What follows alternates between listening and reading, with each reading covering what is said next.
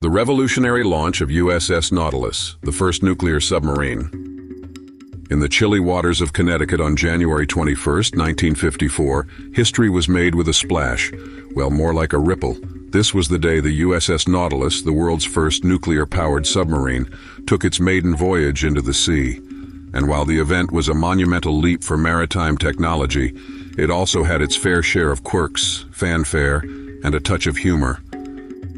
Imagine the scene: dignitaries in crisp suits, naval officers in their finest whites, and crowds of excited onlookers braving the winter chill to witness what was being hailed as the future of underwater exploration.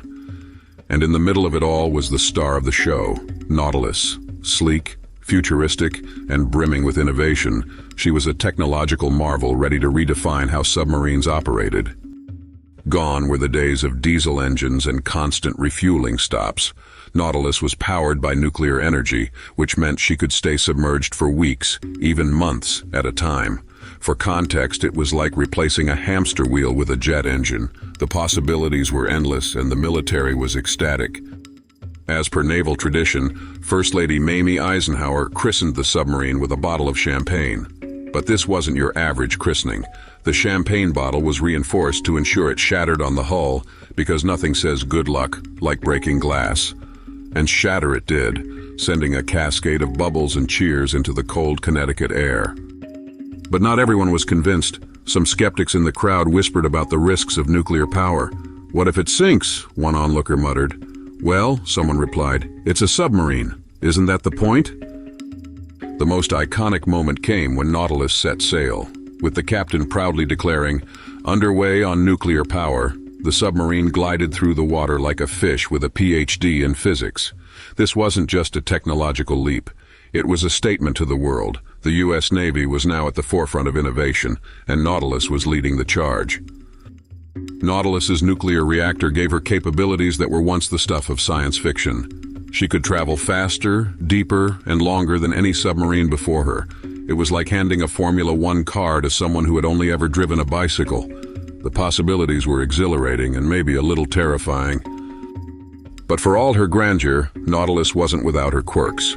Early reports revealed that the submarine wasn't as silent as intended. The nuclear reactor made a humming sound that could be heard by enemy sonar. One sailor joked, "We're stealthy as long as they don't have ears."